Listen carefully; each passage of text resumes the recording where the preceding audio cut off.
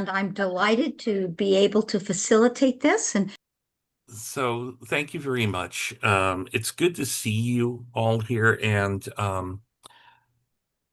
what I wanted to talk about was I my dad passed about a month ago, and I did a eulogy for his homegoing service, and a couple of you, John and Dave, heard this live, and I wanted to share a little bit of it with y'all.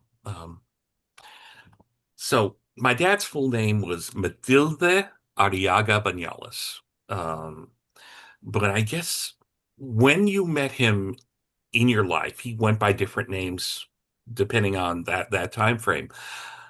If you met my dad when in the town of Socorro, Texas, just outside of El Paso, he was Matilde, which is a very old school Spanish name.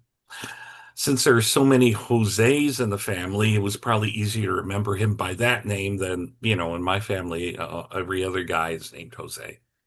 And it was a pretty big family, and he grew up under the sun in Texas, learning farming and other skills from his parents, Jose Dolores Banales and Sarah Arriaga. And he left Socorro to join the Navy, serving on the USS Fergus in the Pacific Theater from 1944 to when he was honorably discharged in 1946. And he probably went by Joe on that ship, especially since Matilde was a unique name then and still is. And, it was just a nice go-to for him. Dad was always quietly proud of his service in the Navy, and we sent him off wearing his USS Fergus cap. And he left the Navy at that time and came to Los Angeles, where he met the Maria de Jesus Robles in 1950. And I'm sure by then he started to go by Jose, especially in LA. And the bright lights of LA in the 40s and 50s must have been something to this young kid from Southern Texas. Um, Maria and Matilda moved from East LA to this little small unincorporated town of Pico in 1957 with their eldest son, Ruben. It wasn't even Pico Rivera at the time. Pico and Rivera were um, two separate little cities, and they signed a negotiation agreement or something, a truce, whatever it was, and they incorporated later on in the 60s. So in that house, three more kids would come. Alberto, Ricardo, which is me, and our little sister Carmen. And Dad took that work ethic that he learned at the farm in Socorro and applied it to his job at Swift and Company, from where he eventually retired in 1980. And he also took that work ethic and taught his kids to excel, and not just to strive for something or give it a shot, but to push yourself to be more at the end of the day than when you started. Excelling is that moment when you look back and see that you're farther along than when you expected to end up. And this hardworking guy got his kids to excel, and he worked really hard at giving us all confidence. Uh, for example, he showed this one asthmatic, chubby kid, his son, that he could play ball and that he could achieve way more than he first thought possible. I know he did the same for my younger sister Carmen as well, giving her the confidence to excel in school and have a great career in finance. And he pushed my brother Albert and Ruben academically and athletically. Dad was the embodiment of hard work. And when he came home, he would work on the house, and he taught himself a lot about electronics as well. One of the best educations I received was when he got this big, gigantic shortwave radio and put this big antenna on the roof of the garage. What I heard on that radio was a great education, and Dad and I would spend a lot of time listening to stories and voices from all over the world. And I'm sure it affected my worldview. And this neighborhood was a great place to go grow up in as well. Our family's house is in what's called the Circle in Pico Rivera. It's a small ring of homes where everybody knew each other. My dad had his neighborhood friends as well. Juan and Willie and my dad were this threesome that had a talent for getting into trouble. And they tried their hand at making homemade beer and wine. And it was always kind of nebulous how good it was, and depending on who you talked to and how you survived. Um, my dad was Joe in that group, or compa, short for compadre, and all three of them together were like the three women and the witches of Eastwick. Something was going to happen when they were all around, right? So I'll give you one short story. The 4th of July was always a big deal in the circle, and sometimes it would get competitive about how big and loud the fireworks could get. Dad, I don't know how he got some illegal fireworks. To be honest, I'm not sure they came from either from Mexico or NASA. I have no idea. But he got this thing called an 8 ball. This was a big firework, and it set off 8 different colored balls of fire, essentially little balls of napalm, and they would burst in the air, right? So dad lit it, and the balls of fire start going up. And then around the fourth pretty little napalm projector being launched, this thing tipped over. And then 4 balls of fire start rolling down the street and exploding at the entrance to the circle. It was amazing. No one got hurt. But at the same time, it was really cool. Uh, so, um, when dad spent more time gardening at home when he retired, and with the fruit, vegetables, and avocado trees, we were pretty much set. He was doing this before he retired too. He enjoyed it so much that when Pico decided to start a community garden, dad was one of the first people involved. He loved doing that and helping people start their own gardens in this community garden and at home as well. Besides gardening, he loved working with electronics and wood, and he helped me put a pickup on an old Harmony acoustic guitar. And he loved fooling around with it and getting different setups for it.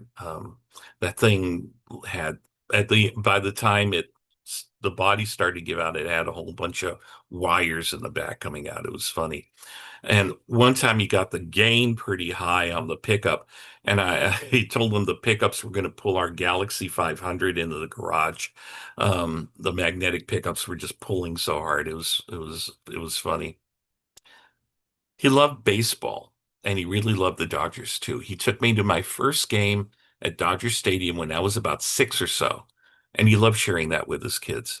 I remember shaking Sandy Koufax's hand at one of the games that he took me at when I was young. I don't think he was pitching then. He just happened to be, you know, in the dugout and stuff. The other part of my dad's homecoming outfit, besides that hat with the USS Fergus, was his Dodger jersey.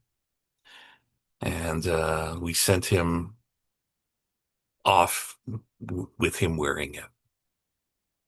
Um, my dad came onto his own, and he could when he retired, and he can do what he wanted. He always was ready to help someone. He made friends very easily. Whether you called him Matilda, Joe, Jose, or Compa, he never looked at anybody differently. Everybody was the same for him, and it didn't matter what your work or background was. He would offer you a beer. If he offered you one of the homemade ones, that's your problem, but he offered you a beer. And then when got married and our niece Sarah came on board, my mom and dad were so happy to have a granddaughter around. You could see the years fall off both of them when they would go play with Sarah. Um, and I know somebody who's a Buddhist monk, and I think one thing I can definitely say is that dad was the most Zen person I ever met. He spoke plainly, quietly, and with few words, maybe even just a look. There was no pretense in him, and you always knew where you stood. And he had a quiet but strong sense of justice. He understood how nebulous borders really are. He was born 5 miles from the Mexico border. So, you know, he was not a farm worker, but we supported the UFW, and the No Uvas boycott was strong in our family for years. He was a strong union supporter as well.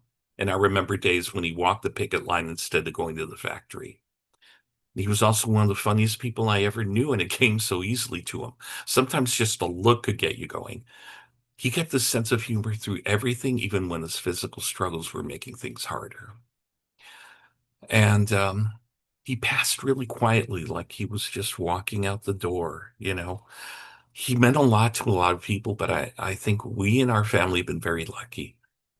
People knew this wonderful person as Batilde, Jose, Joe, or Compa, but to us, he was really just dad. And I really appreciate you being able to let me share about this, and I'm glad that I could share this remembrance with you all. Thank you. Yes, thank you very much for that beautiful reflection. I've much appreciated. So now we're ready to hear from Jack. Okay, thank you.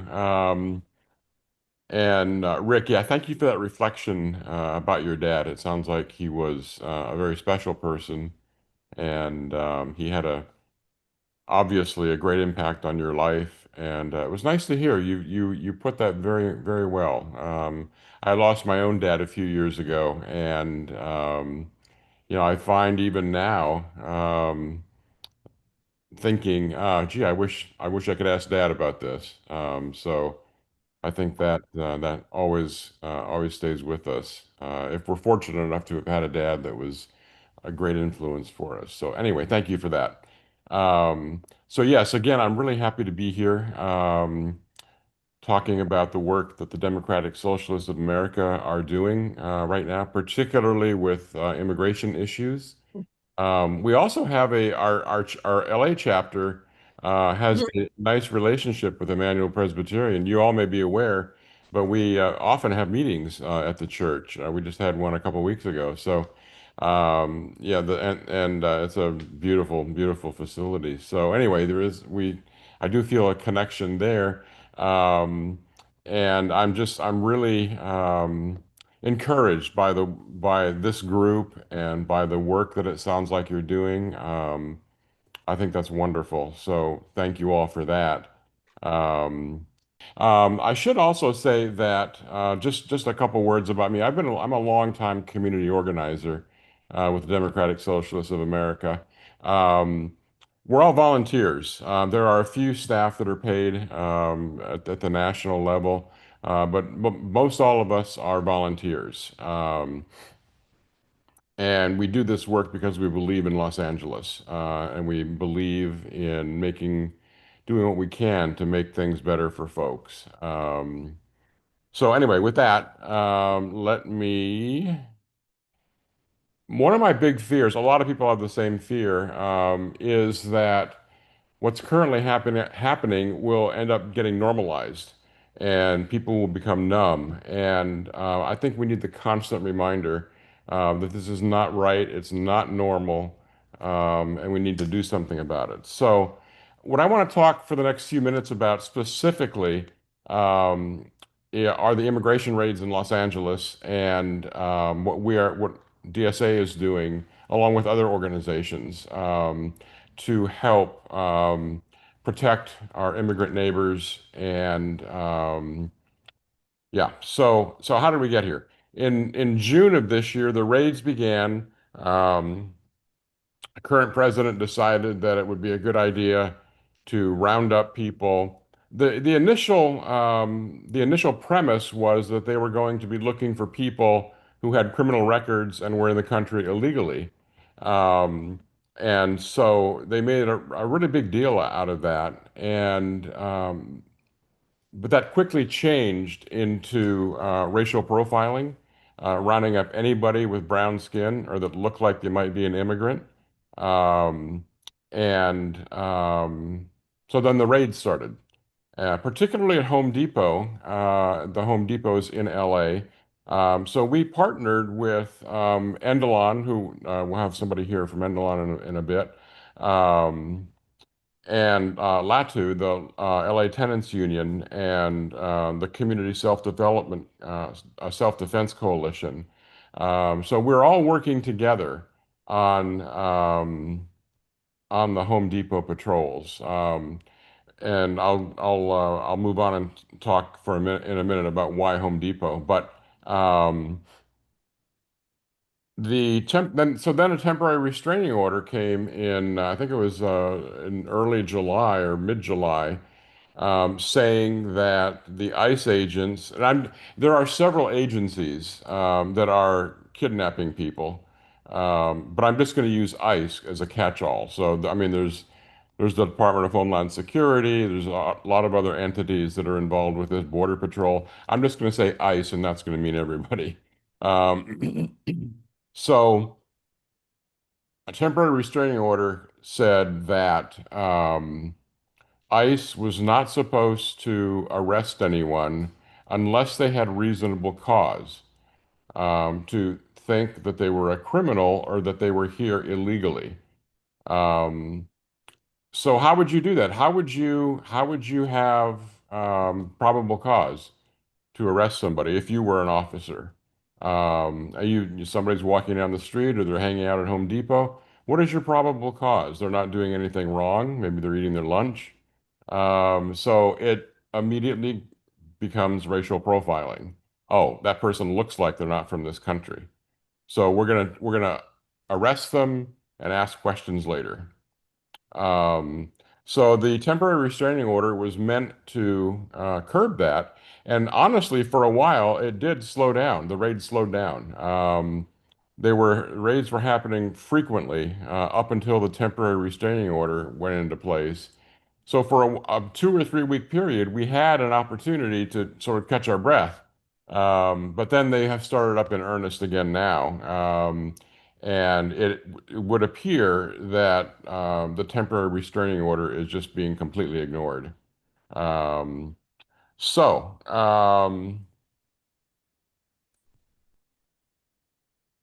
the continual kidnapping of people is horrifying.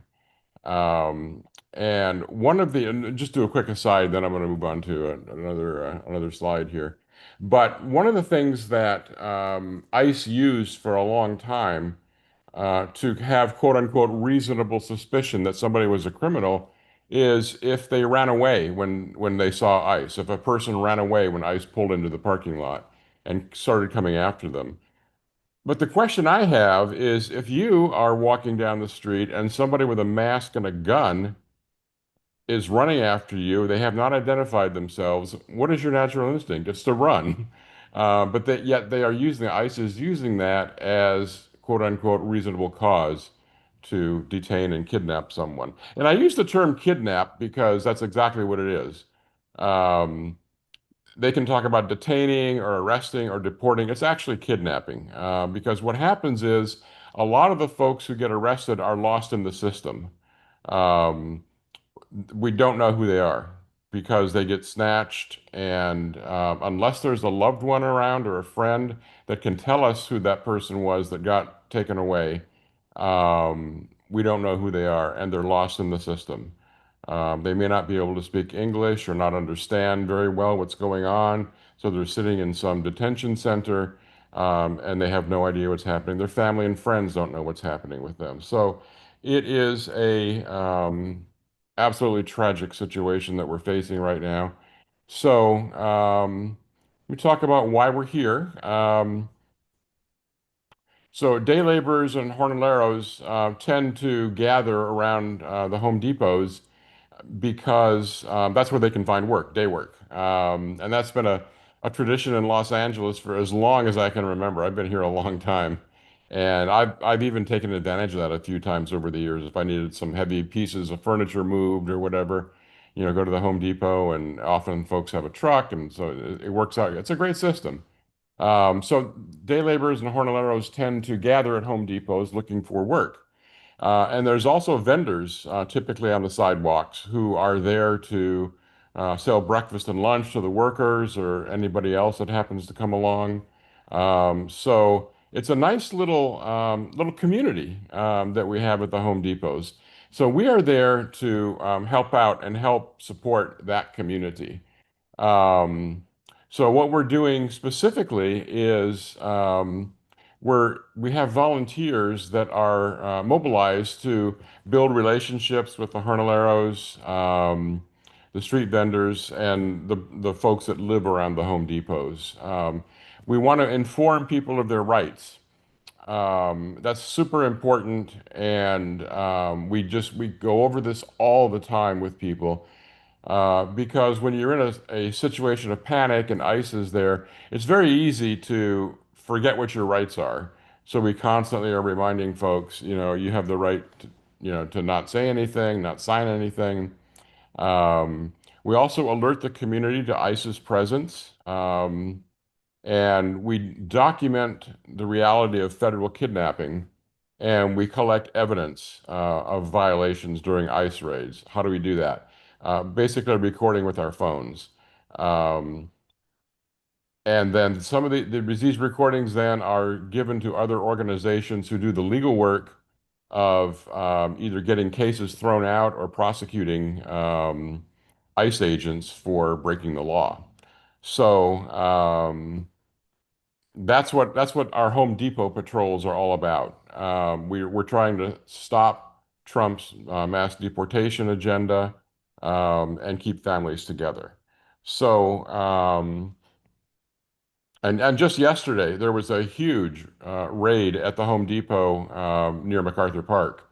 You may have heard about that. Some 50 agents, ICE agents, showed up and rounded up people. And we think for the first time in a very long time, they also, this is not confirmed yet, but it's pretty strong evidence they were using tear gas and flash bomb grenades against folks who were just observing what was going on. So if so, that's a big escalation. There was also a big raid last Friday in Alhambra at the Home Depot and also in North Hollywood. So the raids are picking up again. Our Hollywood Home Depot has been fortunate. We haven't been raided in about, I think, almost a month, 3 weeks or a month. It's been since our last raid. So, and again, I don't know if you saw this yesterday or not, but Department of Homeland Security was on the news bragging that they had captured their 5,000th person in the Los Angeles area raids. So 5,000 people have been taken since June of this year out of our community. So one thing to keep in mind is that we're not there to stop the raids. We can't do that. We're not there to interfere. Um, we're there just to bear witness to what's happening.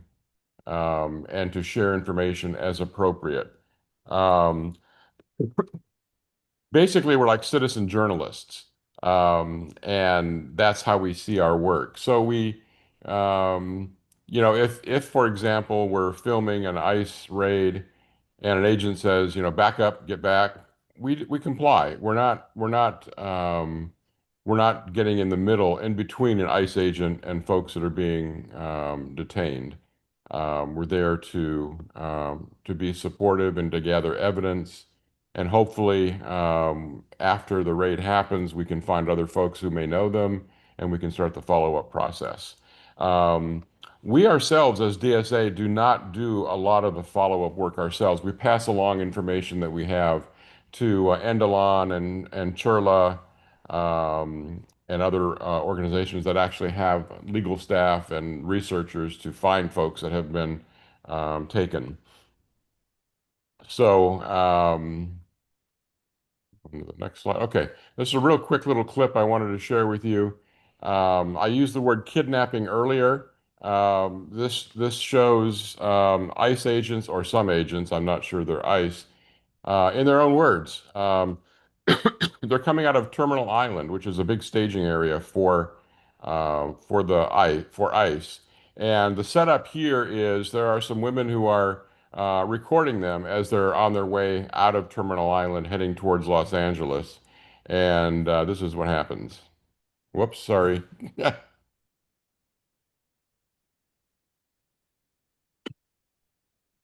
Good morning, ladies. Kidnapping Ludo.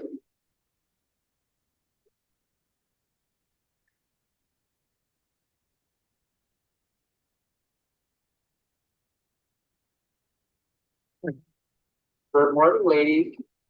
Kidnapping Ludo. So they're making it, they're making a joke out of it, and they're saying they're kidnappers. So that's the sort of attitude that we're all dealing with now, and it's just it's really atrocious. Um, okay, so in terms of what DSA needs right now are folks who can do patrols. And let me just take a minute or two to talk about, what a typical patrol day is like. I just did a patrol yesterday morning and at the Home Depot, and my shift was from 8 a.m. to 10 a.m. We have shifts available from 6 a.m. to 8 a.m., 8 a.m. to 10 a.m., 10 a.m. to noon, if we have the capacity, and then also going into the afternoon. We don't often have the capacity for the afternoon shifts, but most of the raids are taking place in the morning anyway. So we do have the mornings covered, and we are getting more afternoon coverage from other organizations as well. So what's a typical shift like? We arrive at 8 o'clock. We have identifying vests. We all have whistles that we can blow if we see any activity happening. And then typically we try to have 2 people at each entrance of the Home Depot. There are 3 entrances at the Hollywood Home Depot, and have 2 folks at each entrance, watching cars coming in and out, watching the street, trying to be alert for ICE. And that's basically it. We have some other folks that are patrolling in different ways. But that's basically what it is. On a good day, like yesterday was a good day for us, it was very quiet. So I spent time talking to some of the Jornaleros and just keeping my eyes open, and that was it. I can't count the number of patrols I've been on, and I have not yet been on a patrol when there was a raid. I'm not looking for that, but I'm just to give you an idea. It's not like if you go on patrol, every other day there's going to be a raid. There's not. It doesn't happen that frequently in our particular Home Depot. So that's what it is like. In the summertime, obviously, it involves being in the sun, although there is shade at most of the entrances, so we can get shade. And there are also other comrades from different organizations who are also there helping out. So one of the things that we're looking for is more volunteers to do the patrols with us. You do not have to be a member of DSA to be a patrol volunteer. We have a training coming up. We have trainings every Monday night, and you can. I'll drop this active link in the chat maybe later. But if you go to DSA-la.org,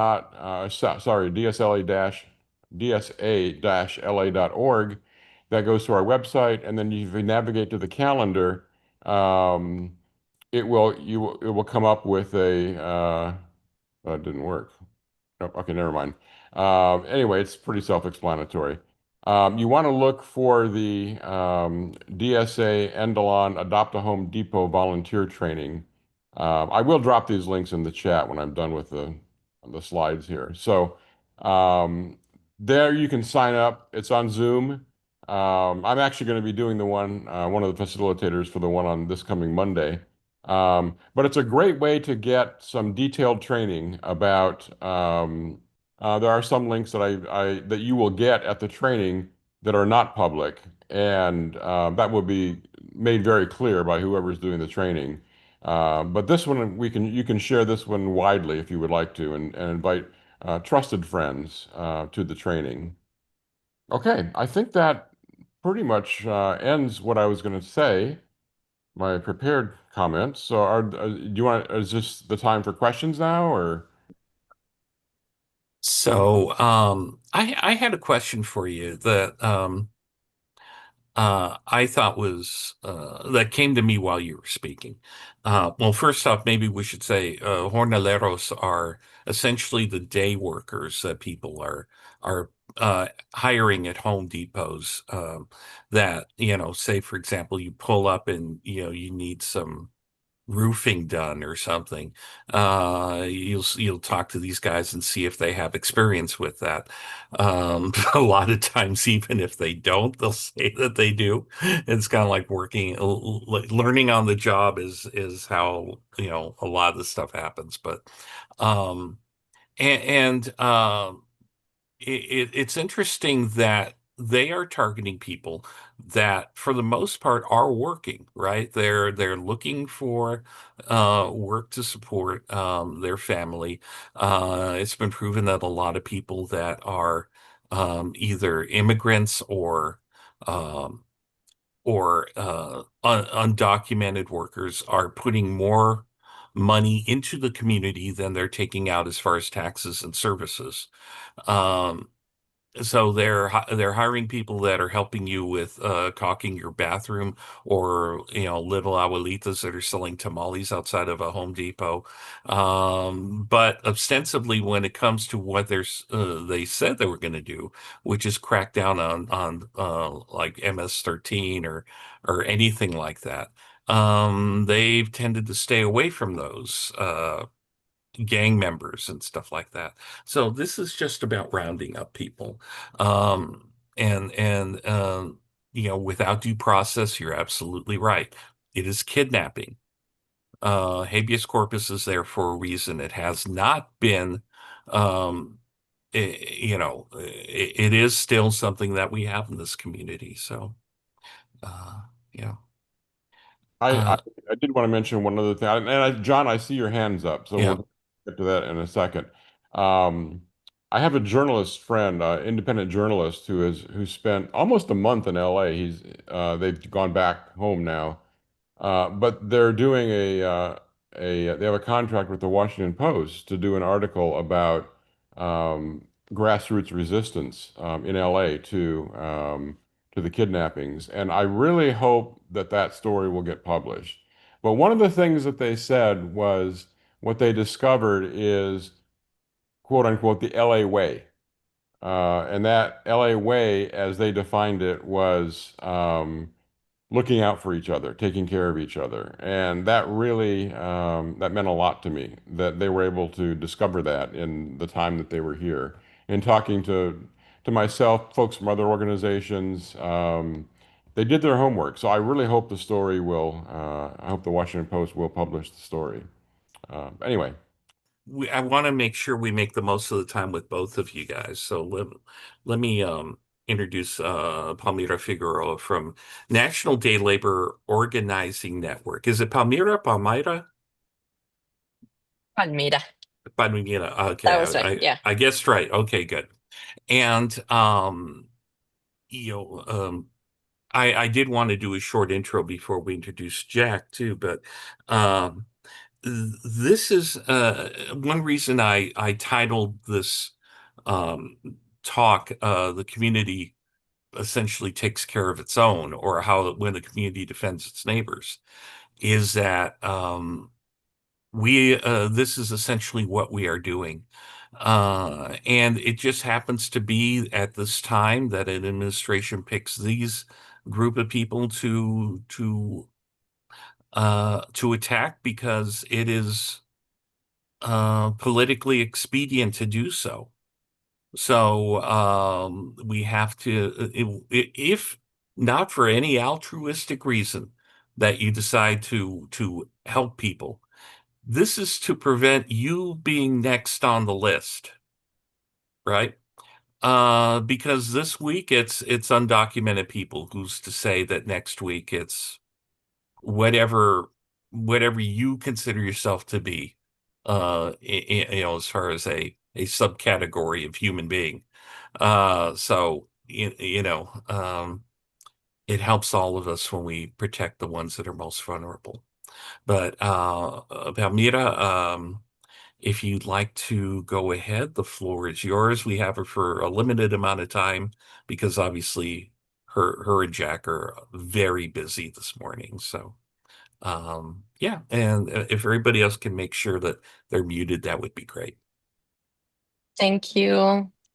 Good morning, everyone. Yeah, well, as As Rick said, I'm Palmira Figueroa. I am an immigrant. I've been in the US for 23 years. I was born in Mexico City and have been living here for the last 23 years. And my two kids were born in this country. I have a 16-year-old boy and a almost 20-year-old woman in college right now. And as I wrote down on the chat, I am the communications director for the National Day Labor Organizing Network.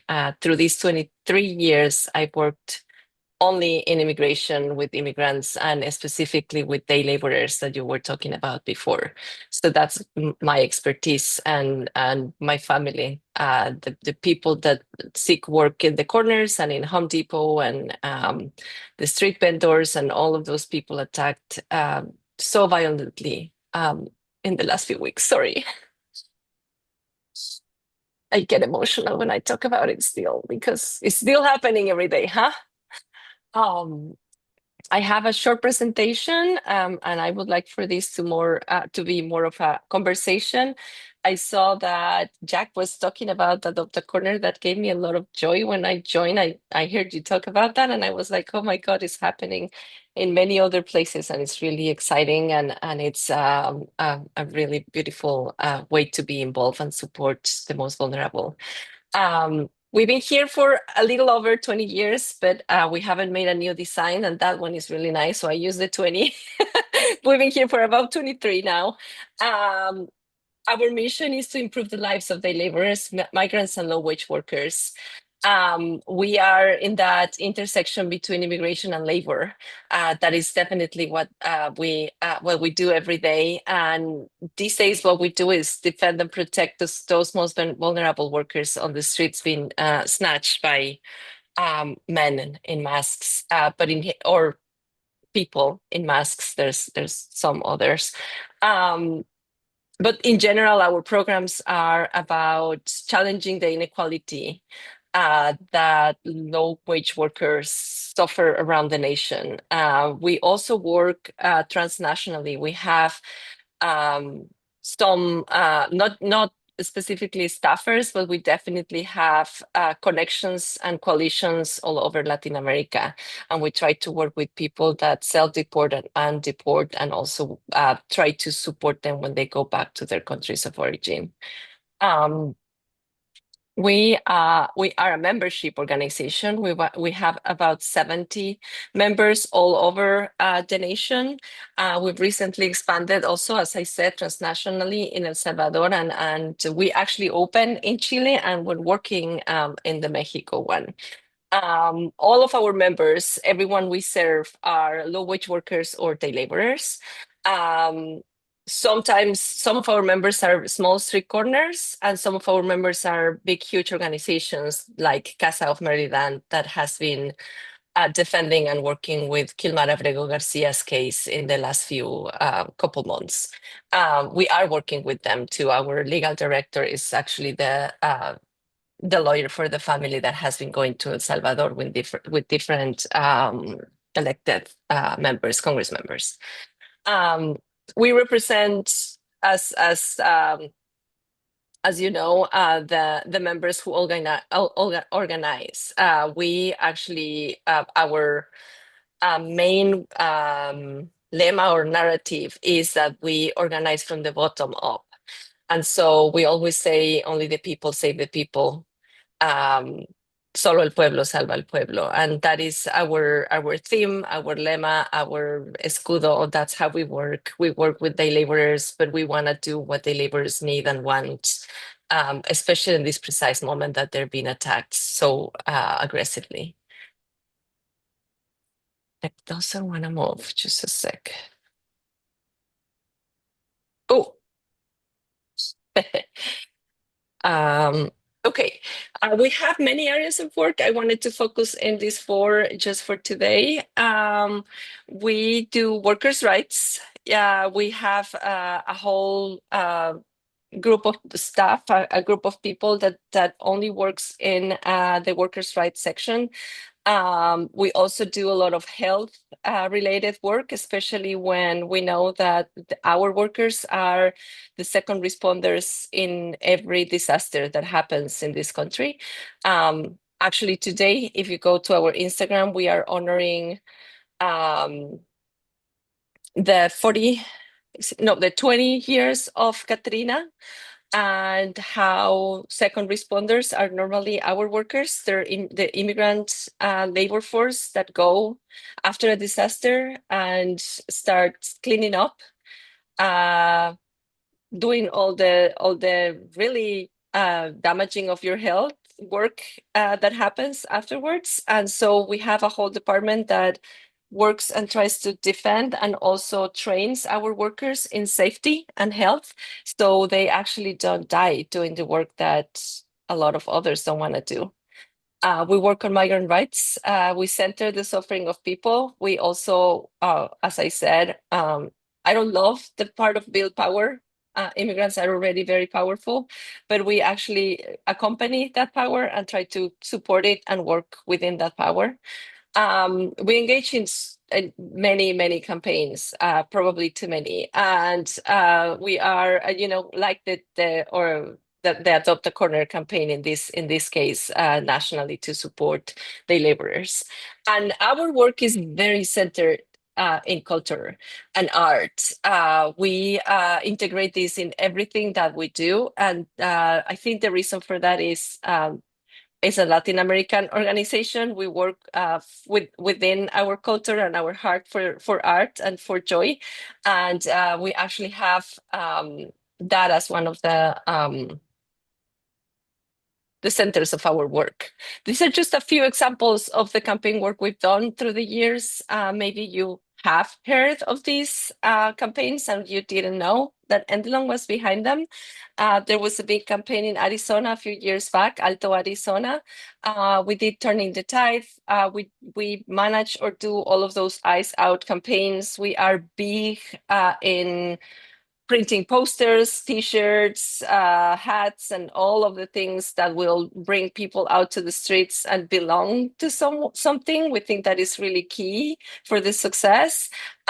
We also did or managed the campaign No Papers, No Fear, Not One More Deportation. And recently, sadly, DALE, who this organization actually ended, but DALE was a campaign and actually a program with the federal government that gave opportunity to many workers through the wage theft program that we started to actually claim legal status through proving that they were abused by their employers.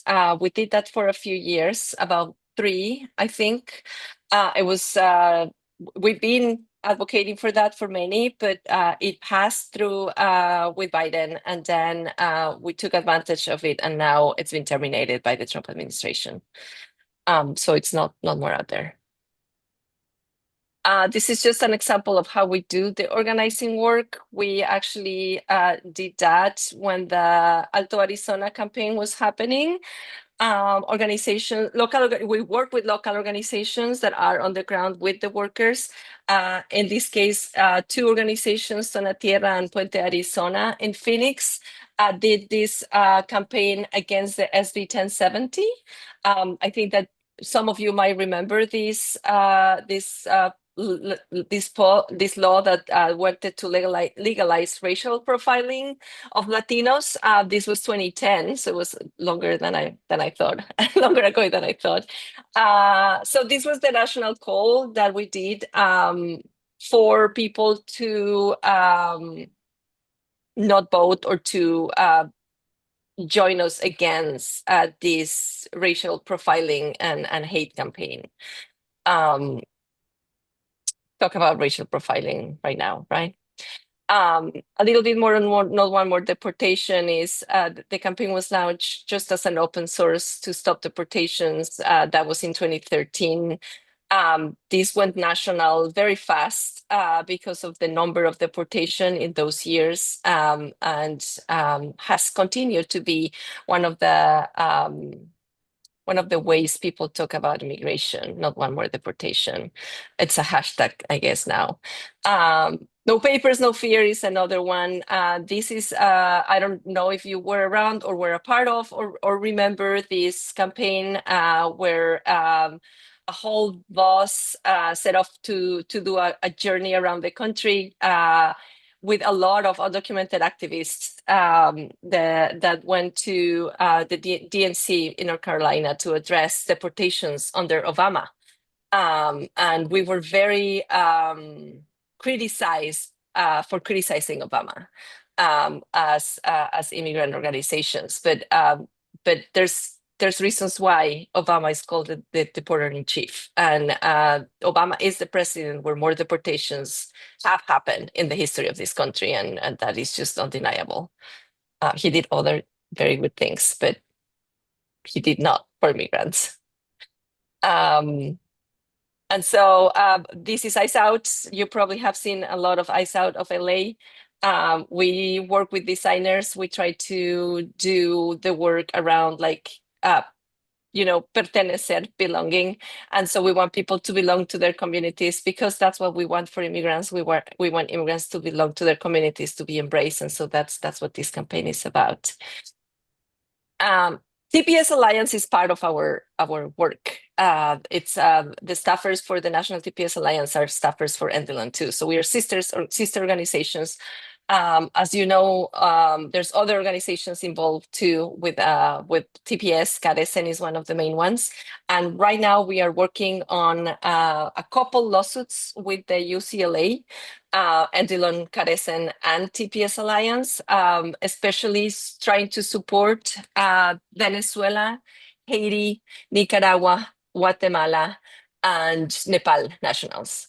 So all of them, or some of them, have already lost their protection. So they are now undocumented. That's what the administration did. They terminated the TPS for many countries, and they're on their way to terminate everyone. It's what we believe. This is just a little more about how we use art. We're used to uplift the consciousness of the people. They definitely are a tool for resistance for us, but especially a tool for liberation. It's the way we honor who we are, we bring to this country, and what we want to continue to do. We say a lot of things when we speak, but one of the main ones is joy is actually resistance, and a system that is oppressing us will not diminish our joy and the happiness we bring to the world. We do a lot of creative resistance. We use banners, posters, large-scale visuals. We dress with different T-shirts and messaging that is important for us. This is just part of how we, as you could say, how we roll, how we go around resistance. As you saw on the campaign, we do a lot of banner drops. And we have so many artists and people especially in the arts that have and will continue to do collaborations with us. This is just a picture of, I don't know who knows him. I really, really like his music. If you haven't listened to this music, you should. His name is Mano Chao on the right, a very famous Brazilian activist and musician, and his main song that you can look up, and I can play the song if you want, and we can have a moment of then, but we don't have to. You can look it up. It's Clandestino, and it's absolutely about what was happening in Arizona with the SB 1070. It was part of that campaign. We have a lot of music videos. I can send this to Rick. You can click on them and watch them. We do a lot of music. We have actually, and it's my next one, we have this is posters. We collaborate with many artists. A lot of them are from LA, but other places too. This is specifically El Paso Firme. This was an event we organized with many other organizations. We were one of the main organizers right after the shooting in El Paso, and it was for the families affected from the shooting. That was like the money was for that, but we were actually, we were demonstrating that white supremacy was not gonna finish our families, was not gonna diminish our love for this country or the joy that we bring. And this is our own band. If you know our co-executive director in LA, his name is Pablo Alvarado. That's this person on the right with the gray hat. He's also the bass player for our band. Loida on the left is our singer, and she is one of the main organizers in the ground. And everyone else is either a former jornalero or a jornalero. So it's a band composed of day laborers. Pablo was also a day laborer when he started this work. So this is our band. We play a lot of songs, but one that has gone viral, as they say these days, is the one against La Migra, and it's called Chinga La Migra. And now they're singing it also in English. It's gonna come out very soon, and it's gonna be on all the platforms. It's gotten huge in the last few months because we have a mobile stage that I don't know if you have experience, that goes to the marches, to the vigils and everywhere, and we always sing and dance at those vigils and marches. Those are some of the albums that Los Jornaleros have done through the years. It's a group that's been around over 20 years. I actually think they're going to be 30 next year. So I think we're going to do a big party. We're starting to talk about it. You can find them on all of the platforms where you can look for music. Just look for Los Jornaleros del Norte. We have our own radio station that is managed and directed by jornaleros. It's Radio Jornalera. It's all over the country. We have about, I would say, 10 around the country, but we also have one in Guatemala and one in El Salvador. And very, very soon, we're going to start the one in Mexico City.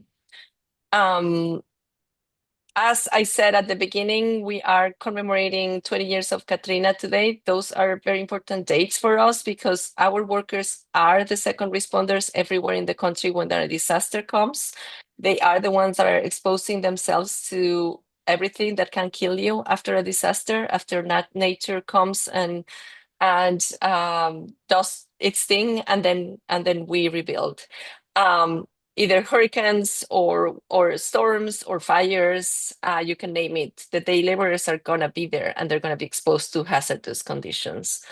I wanted to mention, I don't know if you know, I actually live in Washington State. And just 2 days ago, the Border Patrol actually went to a fire that is happening still, that is not contained, it's just 13% contained, and actually stopped the firefighters from working for 3 hours or so, and took 2 of the workers that were undocumented from there. That just happened 2 days ago here in Washington State. So just to, if you didn't know about that, just to know about the extent of what they're going through. That's my presentation. I can stop sharing. That last one was to ask for donations, but I don't have to do that right now. I did put a link in the chat so people can donate. Okay. Yeah. Oh, thanks, Rick. That's really sweet of you. Thank you. I don't know how I was late to Jack's presentation about the Adopt a Corner. I can say more if you have questions about that, but I think that we should just stop. And if you have questions, I'm happy to answer them, or Jack might be able to answer them too. As we work in this work, we don't own anything. That's the way NDLON works. So we don't own Adopt a Corner at all. It can be used anywhere in the country. It's needed everywhere in the country right now. So we want it to expand, and we want it to morph, and we want it to change and adapt according to the state or the cities or the place or wherever it goes. And so maybe what I have to say is a little different than Jack, but but I think in essence is the same.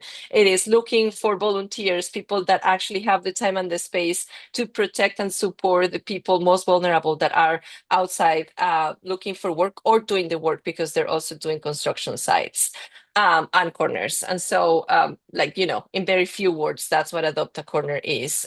There's a whole bunch of materials that my coworkers have developed. I am happy to share them. There's a whole document that has maybe 100 links, I don't know, with a lot of information, maybe more than you all want to know.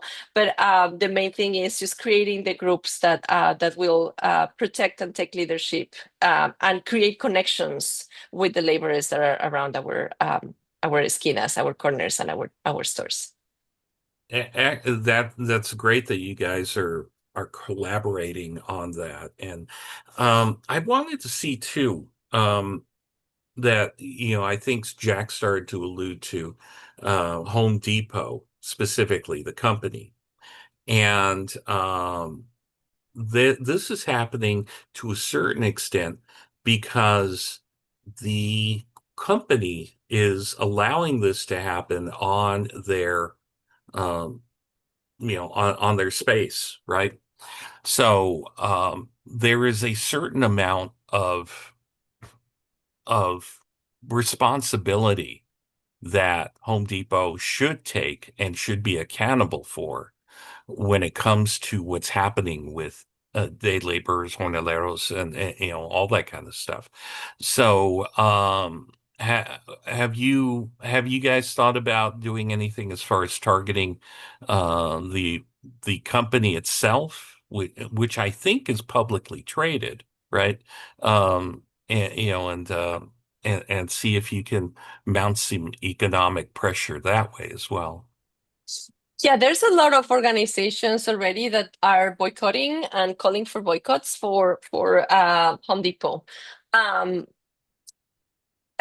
It's a hard line.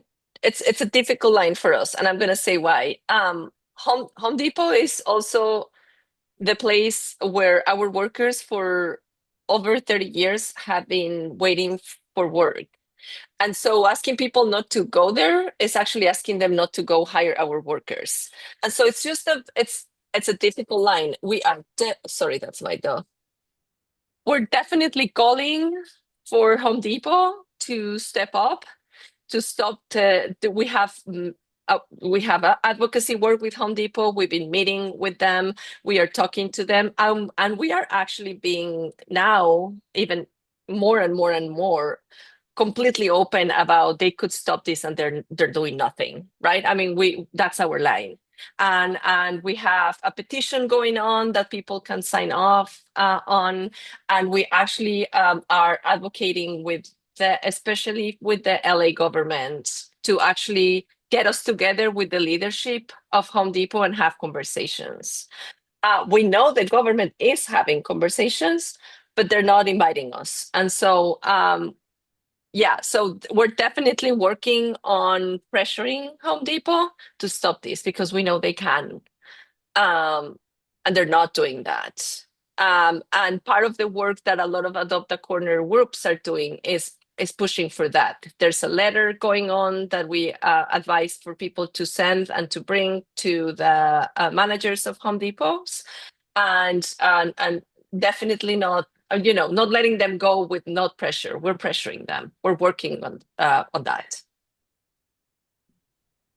Yeah, we did I think it was back in, time is a blur these days, but I think it was back late June or early July. DSA had a letter campaign where we hand delivered letters, and I think it was with NDLON as well, to the Home Depot managers.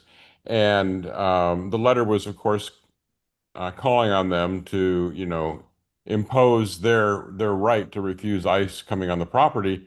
But the answer was always the same. It has to go to corporate.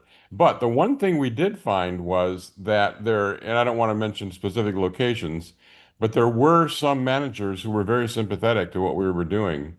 So that gave us a little bit of hope, but the answer was always got to go to corporate. Got to go to corporate. So yeah. It's probably also important to say that that company is one of the main donators to conservative slash MAGA causes and politicians, so you can kind of draw your own conclusions from that one. Do you want to do you want to talk about maybe things that the people that are on this call right now, if they wanted to be involved, that they can ways that they can be involved with supporting what you're doing, especially in the Southern California area? Okay, I can start if that's okay. I think that the main thing that we really need right now is for people in leadership to call to the people that follow you to step up, to do something. I think that when we see these very aggressive kidnappings and people being separated from their families, and especially now after a couple people already been killed because of these raids, right? We saw that what happened to the compañero Javier in working in agriculture and being and dying from a fall, and now just 2 weeks ago, or even not 2 weeks yet, for our brother Carlos Montoya also dying, being struck by a car in the freeway. And so I think we need to speak about those issues, those people. We cannot forget them. We cannot forget that their lives were lost because of kidnappers, people that are not even carrying an ID. We don't know their names. We don't know who they are. We don't know who they work for. That is the truth. And so denounce that is really important. I would say I'm surprised not more people are actually out there talking about this all of the time. As you said at the beginning, Rick, this is not only for us. If it's attacking people that are our neighbors and siblings, it is about us. And so make it about us, make it very personal. I think enroll in a group around either rapid response or around Adopt a Corner is really important, because it is the way to actually support tangible in a tangible way, and be on the streets. That's really, honestly, we have to be on the streets if we're able. So if you can go to the marches, if you can go to the protests, if you can go to the vigils, we should all be there. Yeah, and yes, all of that is so important. I too am a little surprised that we do have a grassroots coalition now that's working hard, but I too am surprised that there aren't more people. But one of the things I will say, I mentioned earlier in my comments about you could sign up to be a Home Depot patroller, but there are other things you can do as well. You can do phone banking to try to recruit folks to be Home Depot patrollers. If you join DSA, and this is not a membership pitch per se, but let me just say that we have a sliding scale. I mean, virtually anyone can afford to be a member. The advantages of that are, for DSA, speaking selfishly, is every new member we get, we can say, okay, now we have this many members, and our political force grows. Our influence grows. So just being a member, even if you don't do anything else, which we hope you will do some other things, helps. Even just joining helps. But anyway, if you were to become a member and you like the Home Depot patrol idea, but you don't feel like you have the capacity yourself to go out and be a patroller, there are things to do. Monitor chats. We have a daily chat for the Home Depot patrols. Pass information along to folks.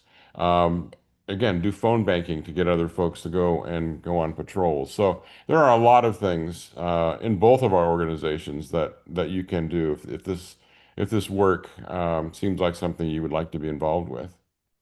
I think that's great. I put in the chat the link to uh Adopt a Corner, and also I think Palmira put the I Set a Home Depot petition. Um, and one of the things too is that you all as consumers in this predatory capitalist society have a choice of where you can get, home improvement supplies and things like that. You probably do want to seriously consider who you're paying for bathroom caulking or paint or anything like that, and see what that company is doing or not doing with the profits that they're getting. So, Phil, you had a question. The question that I have, and I could address it to either one of you, is that the know your rights stuff I know is very important, but I'm wondering if people's rights are being observed, even if they know what their rights are. Do they really have rights? And how does that work? The answer is no. Yeah. People's rights have not been respected. That is definitely a no. There's instances when, thank you for signing the petition, John. There's instances when knowing your rights for immigrants is really key. Some of them would be when they're at their home and ICE comes knocking on the door, because they would know that if an ICE agent or I cannot say the word that I want to say, but if the person that is coming to their door doesn't have a warrant, they don't really have to open the door. So it protects people in certain environments. That started to happen with the administration before they started going Yahoo and just grabbing people from the street. And so it started to happen that because a lot of the organizations nationally were actually training people on their rights and people knew what to do, they weren't able to catch as many as they were hoping for. Then they came with the new strategy of just snatching people from the street, from their works, from their places of work, and especially those that are day laborers that are the most vulnerable. So I hope that I answered the question. The rights are important because you should know what you can and cannot do. People should know that they shouldn't speak when the agent is asking questions. People should know just basic things. So we have something that are called red cards. They're very known around. Hopefully some of you know about them. NDLON has their own. Many people have their own and have like just printed them, but they're always red, or normally we're trying to keep with that. And they have the rights for the people. So that's a tool that Adopt a Corner volunteers have and can approach the workers, give them the cards, start talking about their rights and create a connection so people know who to go to when they are in an emergency. A lot of the things that sadly Adopt a Corner volunteers are doing is actually picking up the pieces after a raid and try to find who owned the car that was left in there and trying to find the family and connect the family to some support. We have a whole group of people now that instead of doing the work that they were doing before these raids, they're supporting the families. And so they're creating GoFundMes, they're talking to them, they're assigning lawyers, they're connecting them to what happens after a person is detained, because many people don't know. And that's part of their rights. Like, you should have the right to know where they took your dad. But they're not doing any of that. So no, people's rights are not been actually observed in this country at all. That's exactly right. We also have a project we started called Know Your Rights Canvases of businesses in Los Angeles, where we are telling businesses that they have the option of designating an employees only section of their business. So let's say, for example, that would be a place where the public would not reasonably be expected to go. So, for example, a restaurant, the dining area with the tables and chairs, that's a public space. The kitchen area generally is not. So what we have been encouraging businesses to do is to put up a sign. We have signs that we provide saying employees only. And if ICE agents come in, encouraging the staff to go to the non-public area. And that is an example of knowing what your rights are. Now, who knows if that will be honored in all cases, but that's one of the important reasons that we do document, so that we can pass it along to organizations like NDLON and others who can hopefully use our evidence, quote unquote, that will help either get someone freed or get their case thrown out or even prosecuting people. I mean, that's a pipe dream at this point that anybody's going to be prosecuted for what they're doing, but still, we have to have hope, right? And I would say too, I'm sorry to interrupt, Jack, but I just wanted to add to what you just said that the evidence that we're getting from videos and accounts and people telling us the stories are also being used for the TRO. I don't know if you know a little bit about this, but this is a lawsuit that we put against the federal administration. It's about 12 organizations, and NDLON is one of them.